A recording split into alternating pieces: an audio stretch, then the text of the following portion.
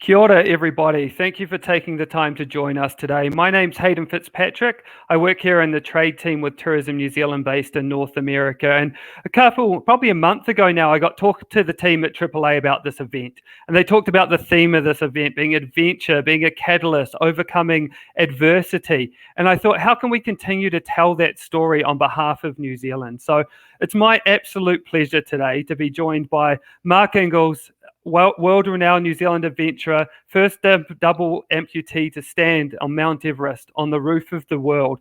So if anyone knows anything about these themes, adventure, catalyst, overcoming adversity, and can continue to inspire you as advisors in your general life, and when it comes to New Zealand, Mark is that person. So please put your questions and answers in the chat. But without further ado, we've got a wonderful storyteller. Sit back, enjoy, ask questions, and we look forward to seeing you at the end. Over to you, Mark. Thanks, Hayden. Kia ora, everyone. It's -3 degrees here in New Zealand at the moment, just after 5:30 in the morning. We've just had the most amazing night of seeing the blood moon and the eclipse. Well, it sort of made me reflect a wee bit. Made me reflect back 5 decades ago, 50 years ago. Because 50 years ago, there was a young boy. He had a dream like every young New Zealand boy. And in New Zealand, 50 years ago, well, the dream was only one thing, really. It was the black jersey, the All Blacks, to play for our national team. Rugby. That was the one and only game in New Zealand. If you haven't seen rugby before, you need to check it out, crikey. I thought it looked like a great idea until I crawled out of my first rugby ruck. And that was about when I realized I needed to find a safer sport. I was the skinniest little kid you'd ever seen. It was like, I'm not sure this is the sport for me. What happens to your dream then? Well, I was lucky. All those years ago, I had a mentor. His name was Bert. And Bert was a mountaineer. I was able to go home to my mum, go home and say, Mum, I found a much safer sport than rugby. I'm going to be a mountaineer.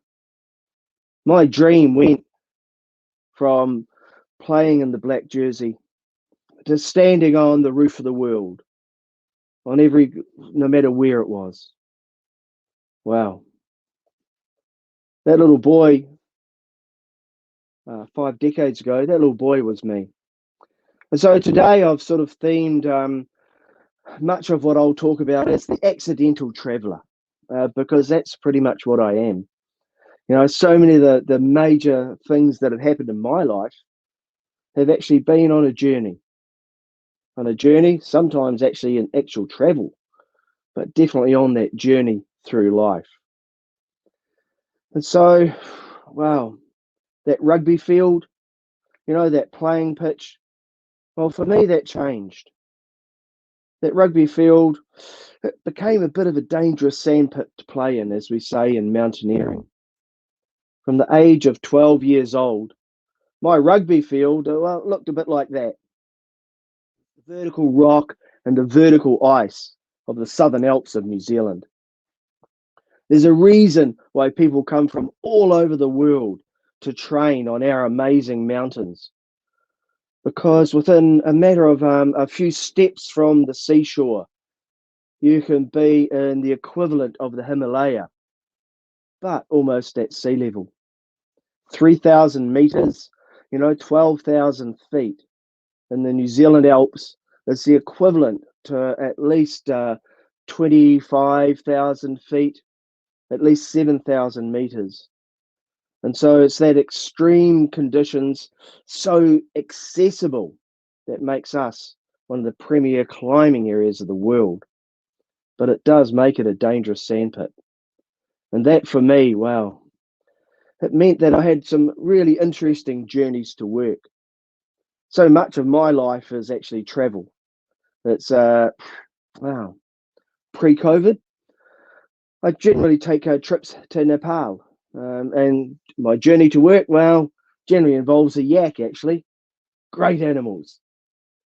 I take trips to Nepal, and we climb a wee peak called Gokyo Ri, just over 15,000 feet. And you look over your shoulder, and there behind you is Everest. Wow. When I'm here in New Zealand, which I have been a lot lately, well, a lot of my work is involved in mountain bike trails and designing them and building them and managing them. It's a magic place to ride. You know, there's the bush, the mountains, absolutely everything. But in that pre-COVID time, about 30% of my work was working with companies in India. And so, wow, getting to work in India, well, it actually looked a bit more like this, really. I'm sure we could save a lot of the world's congestion problems if we all just jumped in a tuk-tuk. By the time I was 18, I was a search and rescue mountaineer at Mount Cook National Park. Boy's own job. You know, we were some of New Zealand's first ever professional athletes, just 8 of us. It was like, just imagine your job, your sport, your culture, all wrapped up into one. It was the boy's own job. But back then, my journey to work looked a bit different. Back then, my journey to work, my commute looked a bit like this.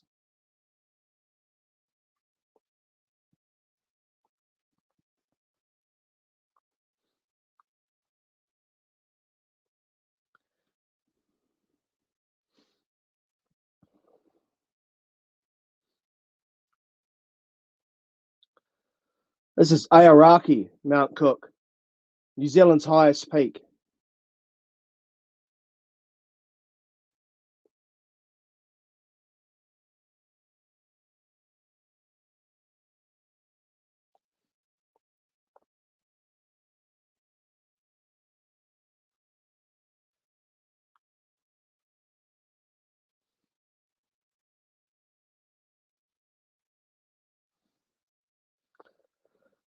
Climbers come from all over the world to attempt this peak.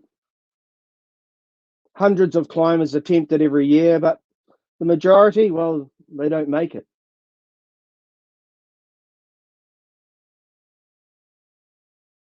Since being climbed in 1894, over 90 climbers have died on its slopes. It was my job to go out and rescue those that got into trouble. Now, I'll tell you what, that's not a bad looking office window, is it? That was my boy's own job. And it was way back in 1982 in November. We had a new team member on our team, Phil. And Phil and I decided, well, if you're going to jump out of a helicopter right up on the summit of Aoraki Mount Cook to pick up a climber who was injured, well, sometimes to pick up a body, you'd better know the person you're jumping out of that helicopter with. And so we did a little climb called the East Ridge of Aoraki Mount Cook. Goes out across this magnificent Grand Plateau and up a soaring ice ridge. In fact, when you're up near the top, it's around about 65 degrees. It is, you're standing on those front points of your crampons, and you can look between your legs and you can see straight down over a mile, 1,500 meters straight down. It's a magic place. It's fantastic. The only challenge that year, though, was the weather. It was pretty unsettled, but we had a 24-hour window to do this climb. And after 12 hours of really difficult climbing, we put our nose right over the top of the summit of Aoraki Mount Cook. And that's when we realized that the weather report was wrong. It was 12 hours out. Instead of having another 12 hours to make our way down the mountain, the storm had just hit. The only way that you can really get off that mountain is to go down between the sunlight and the shade there. Climb down the highest ridge, the highest piece of real estate in New Zealand. A couple of abseils and you'd be able to get away. The only problem was the wind was blowing so hard that as we made our way down the ridge by about 6 in the evening, We were lying flat on our stomachs on that little shoulder, our ice tools buried in, and the wind was picking your feet right up off the ground. The big challenge in New Zealand mountains is the wind. It is the wind that will kill you. Hypothermia. It was only just recently, after just a matter of days, on one of our on our lower mountains, 2 experienced climbers died just within a matter of 48 hours. You have to get out of the wind. Well, that's all hard blue ice. You can't go and dig yourself a nice snow cave. You have to take what you get. And what you get up there is actually a crevasse. It's always there. And the day we went by, there was a hole about that big going into the ice. We crawled our way into it. And in there was a wee cavern. It was a wee bit like a snow cave, but hard blue ice. And in there, wow, you were out of the wind. You could survive. You couldn't sit up. You couldn't lie down. But you could huddle in there. We were climbing light and we were climbing fast. So no sleeping bags, no cooker, just our climbing kit. And wow, when we went in there, we only had 5 cookies left. That was it. But that was okay. Because in New Zealand, if you don't like the weather, just wait 30 minutes. It'll change. It got worse. What do? Well, you assess your food. Those 5 cookies, well, we had half a cookie each. Those 5 cookies lasted us a bit longer than 30 minutes. In fact, it lasted us a lot longer than just a day. At half a cookie a day, they lasted over 5 days. But we were in there a lot longer. We'd had the bad luck to actually crawl into that ice cave, the start of the longest spell of bad weather in New Zealand history. Well, it wasn't 24 hours, it was 324 hours. 13 and a half days. What decisions would you make? Phil and I survived what is the longest time in an ice cave in New Zealand history for a couple of reasons. Number one, knowledge. Without knowledge, we have nothing. We were the guys that were rescuing other people. If we didn't know what to do, no one would. But critically, the thing that we had was faith in our team. 13 and a half days. That's 1,166,400 seconds. And each one of those felt like an hour. Because during each of those seconds, I worried about one of my own search and rescue team getting hurt or killed, coming to get me. I didn't worry about the fact that they wouldn't get me, because I knew they would. And it was that faith in the team that allowed us to make the right decisions every day. In the mountains, hypothermia will kill you, but frostbite doesn't. What we had to do was to lie absolutely dead still to maintain what little heat we had in our bodies. When you're lying dead still at minus 20 degrees Celsius, you're burning pretty much the same number of calories as a rider on the Tour de France. 6,000 calories a day. Well, I actually went in there at 71 kilos. I came out after 13 and a half days at 39 kilos. But we did get out. After 13 and a half days, the weather cleared just for a matter of hours. The search and rescue team knew where to look because they knew us. Again, that was faith in the team. We were lifted off the summit in the early hours of the morning, which was lucky because the weather went bad for another 19 days, just a matter of hours later. We'd closed what we'd called Middle Peak Hotel. You're in the travel business. You know a good hotel when you see one. That was a great hotel. I tell you what, I was pretty pleased to check out, that's for sure. Went away to hospital and we thought we'd lose a few toes. That's okay, it's an occupational hazard as a mountaineer. But we found out we were to lose a lot more than a few toes. As the weeks went by in hospital, we realised the severity. What we had was the worst case of frostbite in New Zealand history. Well, I'll tell you what, these days I spend a lot of my life working with communities, with cultures, with corporations around the world on change, on how do we handle change. Well, we've seen a bit of it, haven't we, over the last year? And we're going to see a lot more as we adapt to this new world order that we have. For me, change is easy because I have my gold standard in change. I actually know the time. 9 o'clock in the morning on Christmas Eve, 1982. Because that's when the surgeons came in and put 2 lines on my legs right there and wheeled me into theatre. And all I could think was cut them off and let me out of here. They were killing me. You wake up the next day and wow. You look down the bed and the sheets end halfway down. That's when change really bites. That's when you understand that no matter what you thought, you don't understand until it actually happens to you. And it's from that moment on, you have to take the next steps.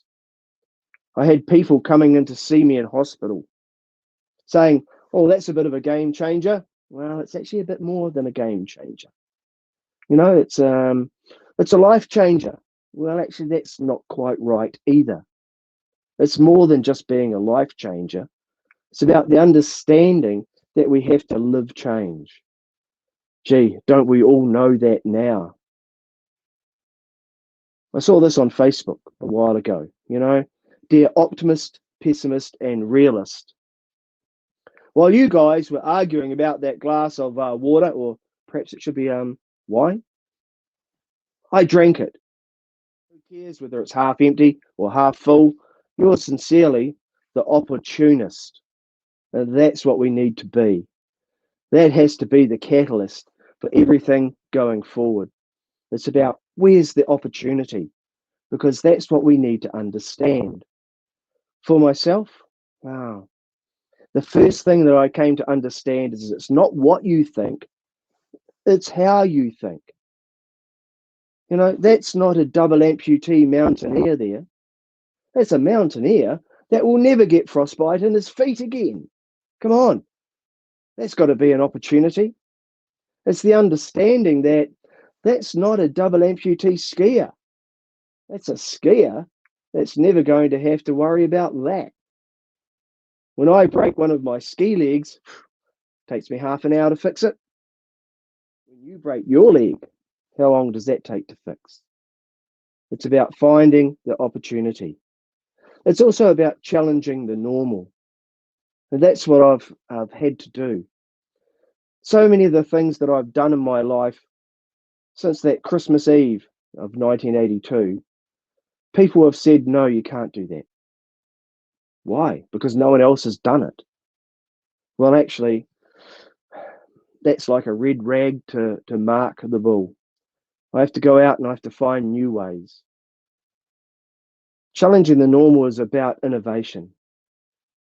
For cycling, now it's one of my great loves. On the road, on the track, on the mountain bike. But if we went for a ride with you, when you come on over to New Zealand, come to Hamner Springs, go out on one of our amazing mountain bike trails. Well, you'll be able to go up that trail quicker than me. Or you should. You've got legs. But I'll tell you what, I can go down quicker than anyone because I can be more aerodynamic than any of you. It's about where does your advantage sit? Find your advantage and make the most of it. That's the opportunity. But if you're going to do this, Well, if you're going to innovate, if you're going to challenge the normal, if you're going to set a new benchmark, then you really have to test it. There's no car that you drive that doesn't have a bit of NASCAR in it, a bit of Formula One in it. And in the same way, to validate these legs, I needed to take them onto the world stage. And that world stage for me, well, that was the Paralympic Games in 2000. I'd been in Colorado Springs in 1998 at the World Champs, got a 9th and a 12th, but I knew I could do better. Came home, trained, competed around the world. And then on the 18th of October, in the year 2000, I had my opportunity to actually prove what those legs could do.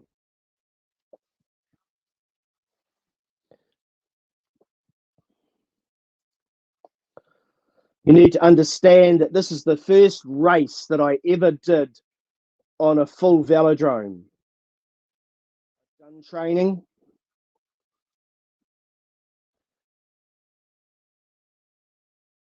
This is called validation of a leg design, validation of being aerodynamic.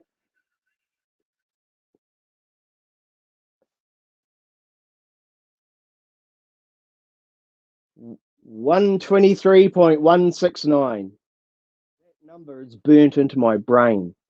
Why? Because it was 0.2 seconds too slow. Yep, Radovan Kaufman from Slovenia pipped me by 0.2 of a second. But it was New Zealand's first ever medal in the Paralympic Games in cycling. It's a bit of silver. I tell you what, I carry it with me everywhere. Why? Because it's a reminder. It's a reminder of that 0.2 of a second. It's a reminder of how hard I rode, how hard I trained, the sacrifices my family made to allow me to do it. But mostly, I carry this with me because it reminds me of the image in my mind's eye, standing there in Sydney, and that was that. It was to stand again on the summit of Aoraki Mount Cook. I'd been back several times to try, but it just wasn't working. But it was because I hadn't tried hard enough. Every time we stand on a podium or on the summit of a mountain, we have an understanding of how much more we can do. That's what Sydney did for me. So I came home. I came home and I climbed Aoraki Mount Cook.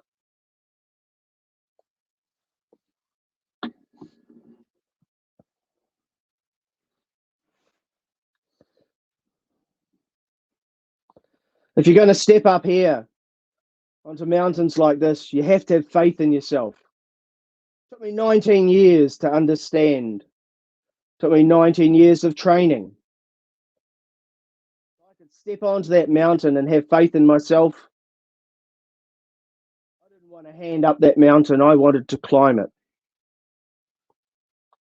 And on the 7th of January in 2001, I stood on that summit again. And you know, you in my mind's eye, it wasn't of that beautiful summit ridge going down past that little ice cave that I spent 13 and a half days in. It wasn't seeing the waves come into the sea only 20 kilometers away, 12 miles away. What I saw in my mind's eye was something a bit further away. What I saw in my mind's eye was the thing that everyone told me I could not do. From the day I had my legs cut off, everyone said, "What a pity, you've lost your dream, you've lost your chance of climbing Everest." Well, I got my dream back that day. My dream was revived. Why Everest? Sure, Sir Ed and Sherpa Tenzing, Sir Edmund Hillary, one of the most amazing Kiwis, climbed it in 1953. It's great to go and touch the place that Sir Ed and Tenzing stood. But Everest has become more than that. It's really become, I call it the Climbers World Cup. It's the World Series. It's the game that you have to be at. It won't be the hardest game you've ever played, but it's the game that you have to be at. That for me was what Everest was.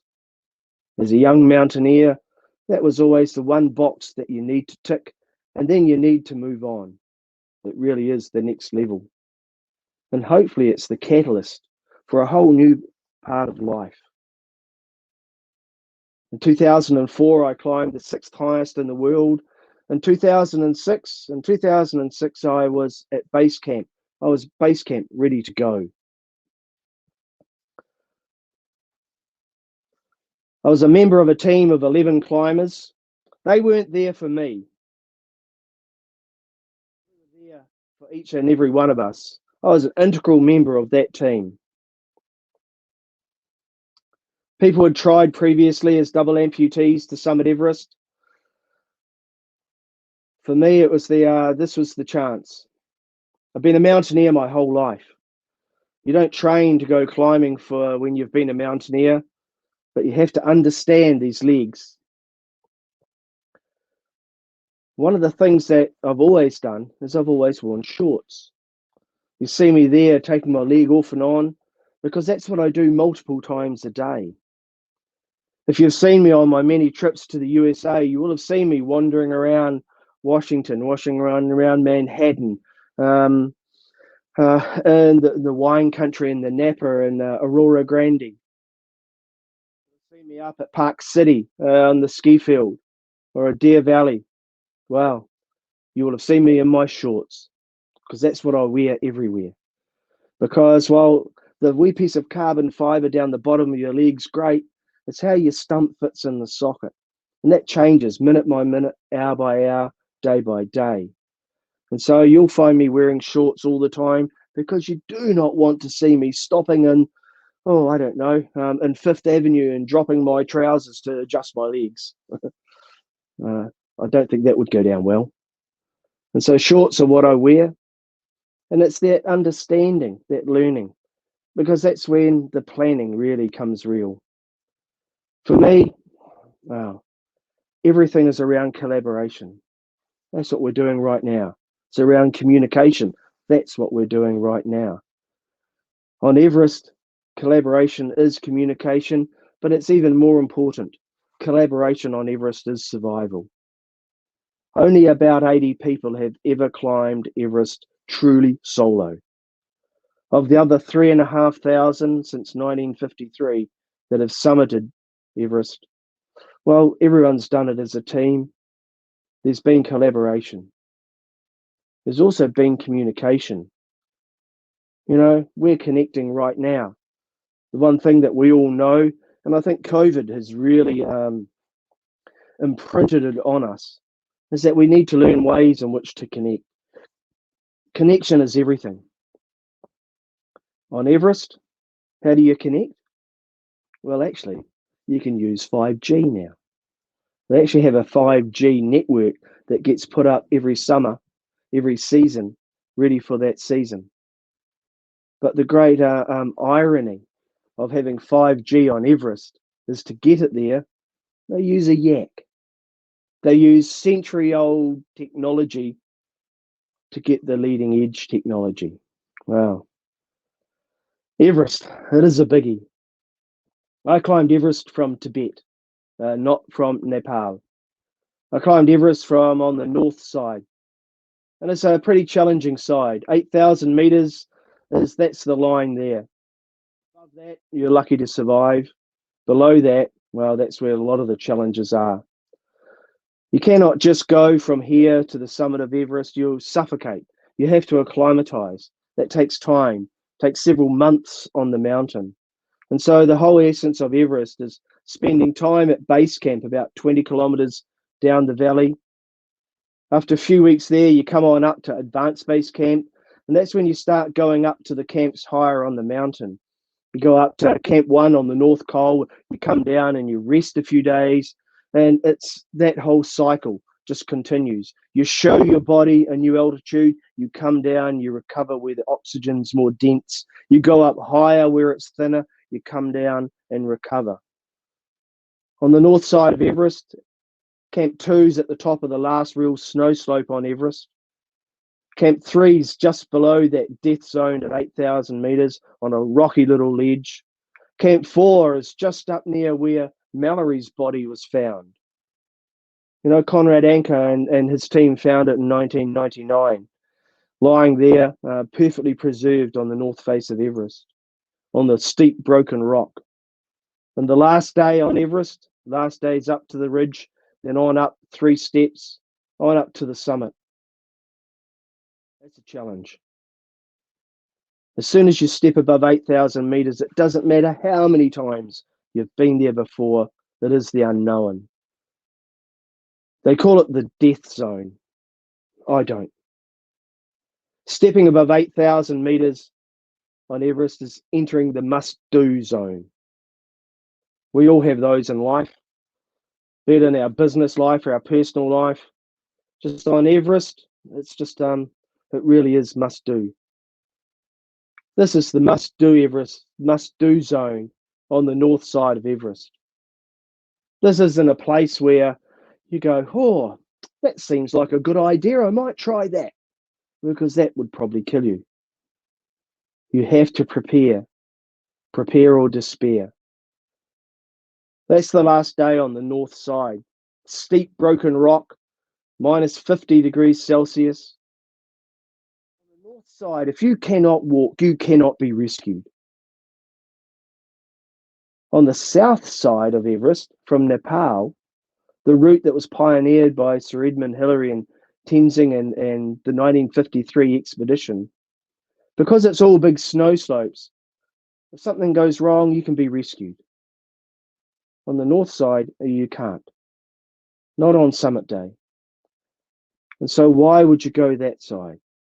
Why go the difficult side? Why be the double amputee and go from the most difficult side of the mountain? A few reasons. One is that the Hillary step. It's very straightforward to climb these days, but only one person at a time can go by it, and it's just below the summit of Everest at over 8,800 meters. If you get caught there by too many people trying to get up on your summit day or get down, if the weather turns bad, there is no chance. I lost 2 good friends in 1996. I lost Andy and Rob, and that was partly due to that challenge of that step. Having people in the way, wow. You will have seen the imagery from the last few years of those few days. It happens every year. This is like a normal year. You can only summit Everest for perhaps 4 or 5 days of the year. And if the weather turns bad, those number of days go down. Normally there's, say, 300 people trying to summit Everest every season, and they all have to be concertinaed into just a very short time. That is why I did not go from the south. From the north, because it's technically far more demanding, very few people go. The other big issue is, of course, the icefall on the south side. People die in that icefall every year, and nearly always they're the Sherpa that are helping you. I didn't want that responsibility. On the north side, there is no icefall. And then, of course, in 2015, the massive earthquake that hit Nepal meant that the ice cliff above base camp let go, and I lost 18 friends that day. That is why I went from the north. This is the last day. This is the crux of the climb on the north side, the second step. There's a 3-meter overhang there. There's a vertical ladder. Ladder, you say? Well, apart from Conrad Anker, there's only one other person, and that was the Chinese climber in 1975 that's ever been able to climb that route without touching the ladder. People actually fall off it. It's a huge challenge. On the north side of Everest, you cannot wear enough clothes to stay warm. You have to keep moving because of the technical climbing. I saw a man die on our summit day, and there wasn't a thing that I could do about it. This isn't like walking past someone who's had an accident on your street This is an environment where if you don't keep moving, you will die. It's a tough place, and you need to make tough decisions. They say if you can stand on top of the second step of Everest, if you're tough enough, then perhaps Everest might be yours. I stood on top of that second step and I took a few more steps up Everest.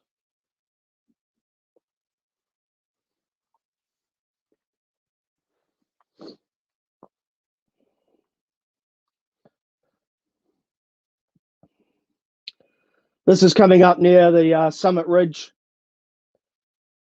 coming up to the last 50 meters near the summit of Everest. You take a few steps and take a breath. Take a few more steps and take a breath. And if you're lucky, you get to step up just that one step higher. 7 o'clock in the morning on May the 15th, 2006, I stood on the summit. It's the first ever double amputee. There's only been one since in 2018. The climber that I mentored and spoke with and who did it from the south. It's tough for anyone, but it's even tougher for a double amputee. But the challenge of Everest is the summit is actually only halfway. The challenge on Everest is getting back down. 80% of the deaths that happen on Everest happen on the way down. For me, climbing Everest wasn't the toughest thing I've ever done in my life. Climbing down Everest was the toughest thing I've ever done in my life. But the great thing that they have on Everest is they have Dialo 800 Yak. Yep, that's the taxi service on Everest. Managed to ride a Yak 22 kilometers down the glacier, which is lucky. It was a long, tough trip home. I damaged the ends of my stumps because my stumps had shrunk so much. It was a tough year, 2006. It was brutally cold, minus 50 on summit day. It was a year when 60% of the people that came off Everest had frostbite. 11 people died that year because the weather was so clear, but so brutally cold. It was a long, tough trip home. My hands had got cold on that summit day, and I thought they'd be okay, but by the time I got home to New Zealand, they weren't looking too crash hot. And so I had to have what we call a little trim up. That's my travel cost. That's what I live with every day. That's my understanding. That's my price of Everest. Was it worth it? Oh, yeah. I had my legs cut off when I was 23 years old. To do the things that I need to do, I need to take a step further than anyone else. That is a step further. I still do everything I've always done. For me, that was a slight hiccup. But it was a chance to just move on. The one thing I do know in life is that disability should never define a life. The opportunity I've had is to actually help others. The reason I push the limits is to actually show everyone that the limits can be pushed, that there are actually no limits. The only limiting thing we have is in our mind. But for about 700 or 800 million people around the world, it doesn't matter what they think, because the disability will always define their life because they don't have resources. This is a Sherpa friend of mine, Tile. Tile, well, being a Tibetan Sherpa, he doesn't get legs. Well, actually, Tile does have legs. More importantly, he has a big smile. Because in 2006, I was able to design legs, take them in, and fit them to him. You know, those legs cost a few $100s. That smile's worth $1 million. That's got to be a pretty good investment, doesn't it? And that's the thing that I came to understand, that just for a small amount of money, for a bit of effort, as long as you have the right attitude, we can actually change the world. We have a small charity called Limbs for All, and it's really about the opportunity to be the best. I take trips back to Nepal. on a regular basis to raise funds, but also to show people that what is possible. And I'm a 60-year-old Kiwi, you know. Imagine what our youth can do, our so-called disabled youth, our youth that have perhaps a new ability. Think what they can do. And so that's what we've tried to do. In Nepal, our little charity provides all the rough terrain wheelchairs for all of the spinal patients in Nepal. I don't so much give people legs. What I do is I go and rebuild limb centres, make it safe places to work, make it places where the staff can work freely. They can make thousands of legs, but also in the constrained environments that they have in Asia, that we can actually give the people the best. Video analysis, 3D printing, all of those things. You can always find someone to help donate to give a leg. It's a lot harder to find people donate to help the person make the leg. That's what we do. More importantly, it's the understanding. You see an old leg like that. You see a new leg like that. You know, that's $300. That's nothing when you see the smile on her face. I work a lot in Cambodia as well. The challenge used to be landmines, but like the rest of the world, it's diabetes, heart disease, motorcycle accidents. They're the big reasons why we still have so many amputees in their places. We've rebuilt limb centres so we can make thousands of legs. But perhaps one of the biggest challenges they have is that the severely disabled young youth can't get to schools in their very poor rural areas. And so we have a 3-year program to make sure that they have uniforms, they have all their school equipment, they have the ability to get to school, they have the ability for the family to support them, even the bikes to ride. It's called Limbs for All Kids Exceed. Very privileged and very proud to be a part of that environment. So now I think there's an opportunity perhaps with Hayden to answer a few questions for a few minutes before our day starts here in New Zealand. So just a few questions if anyone's got them. Hayden. Yeah, like everyone else, I'm probably all encapsulated in the storytelling and his beautiful ability to tell and share these stories. So I've got to shake that off for a little bit and refer to the Q&A box. But some lovely questions coming through. One of them here, Mark, they've said, Mark, you've already achieved so much. They'd love to hear what the next goal you have for yourself. Oh, I was hoping no one would ask that. All right. Gee, it's I'd go and climb Everest again tomorrow, but there may be a divorce in the family if I did that. So I'll try not to. It's I am 61 years old. It is, I do have lost, I've lost a few extra bits.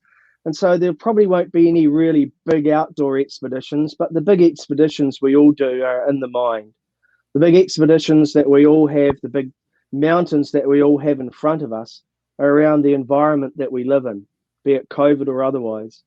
My big challenge is really to use the lessons that I've had to ensure that the Teles, the Shrivans, the Seravons in the world have the opportunity to be the best.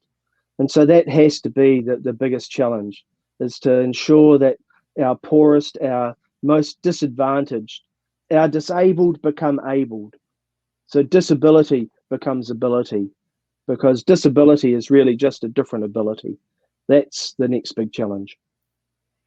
Yeah, very inspiring. You also touched on the mentality of the opportunist. Someone here has asked, are there strategies that you have to keep that mindset when the going gets really tough? Because it does get really tough. This hasn't been plain sailing. I've been through, just like all of us, the sinusoidal shape of life. You're going up and then you're coming down. I've been pretty lucky. I've had a bit of what I call the trampoline of life. When I start going down, I've got that mentality of a young mountaineer of, well, actually, that's just another challenge. Let's attack it. Let's just not sit back and let us slip on down. And so it's that ability to attack. By the same token, I've had to go out and get some help. Hardest thing for a Kiwi male, a New Zealander who has grown up in an environment where you don't ask for help, is to go out and ask for help. and it's been revelationary. When things get really tough for me, I actually just go back to one thing, and it's Maxwell Smart. You got to remember, get smart. If you're old enough for me and you remember walking down that big long tunnel as Max Smart's going into their spy base, as he walks down, those doors are just slamming closed as he walks down.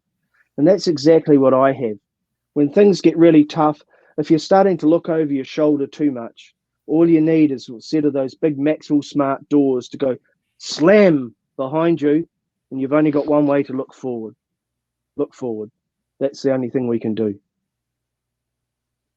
It's incredible. The one last one here is, how does, or maybe previously did, your family deal with you having to do something so seemingly dangerous so often?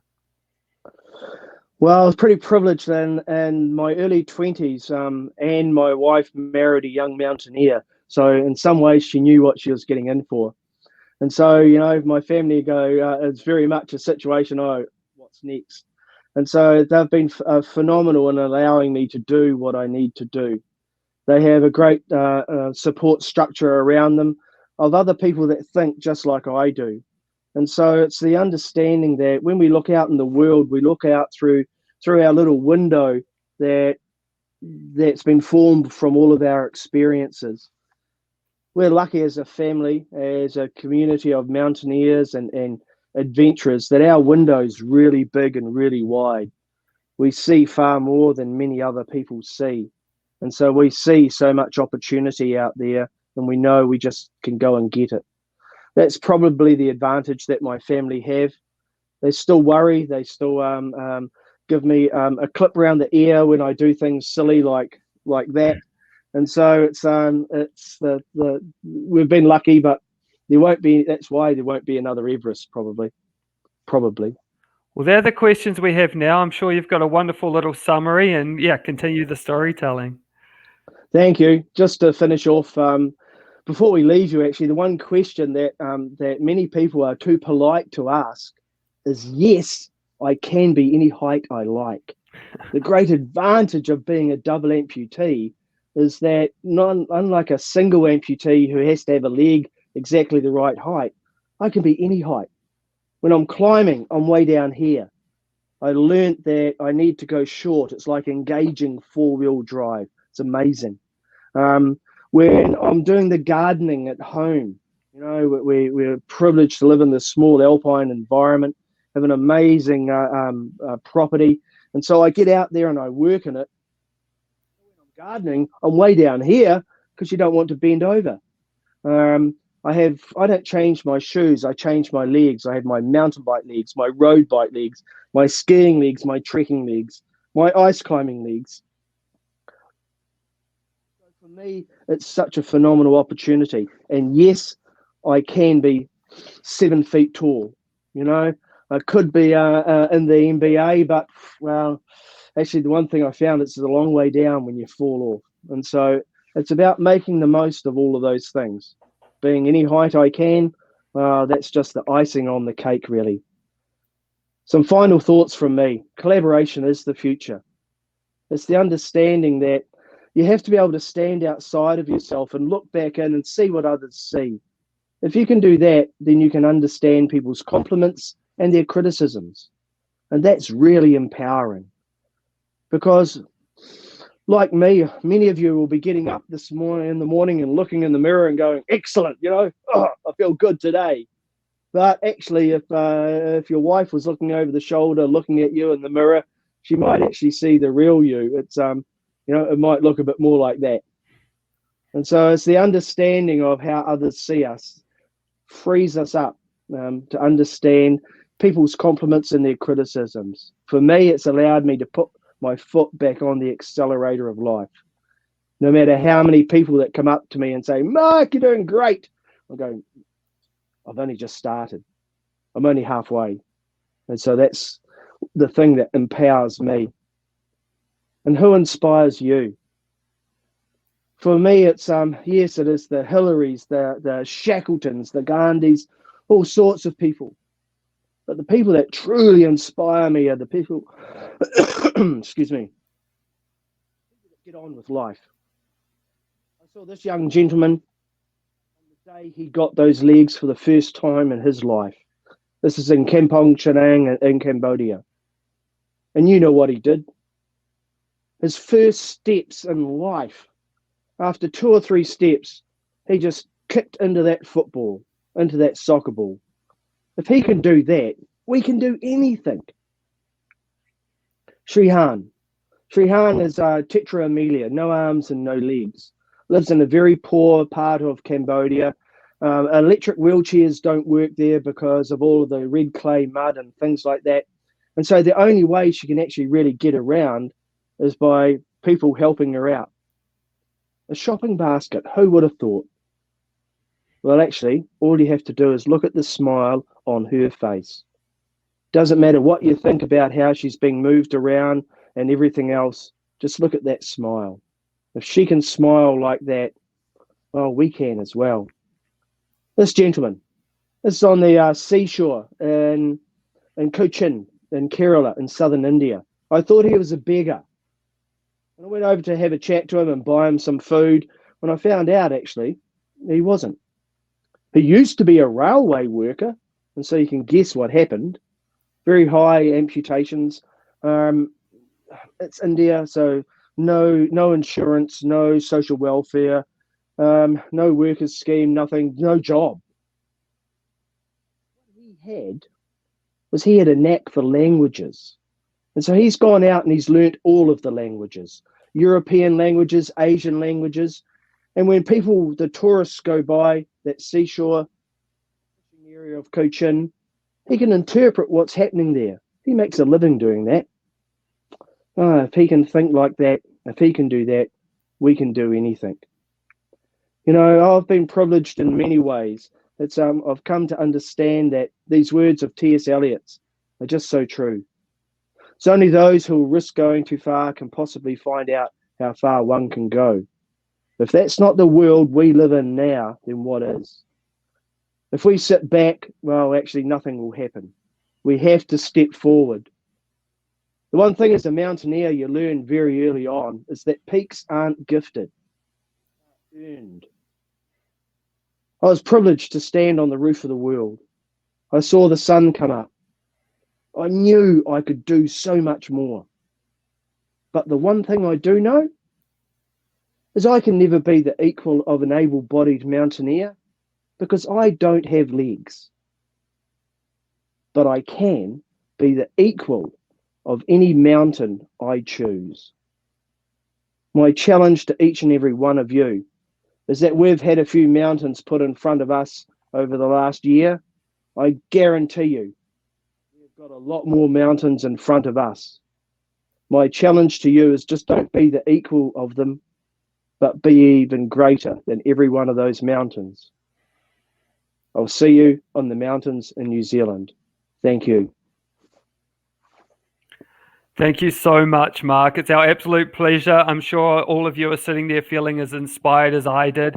Obviously, as Mark touched on, it's been a hard year for all of you, particularly in the travel game. Your situation has changed. Mark's situation changed and he thrived. He talked about collaboration. He talked about communication. He talked about connection. And he also talked about knowledge. So as a way to pull it back into the event, please come and see me and the team at the Tourism New Zealand booth after this.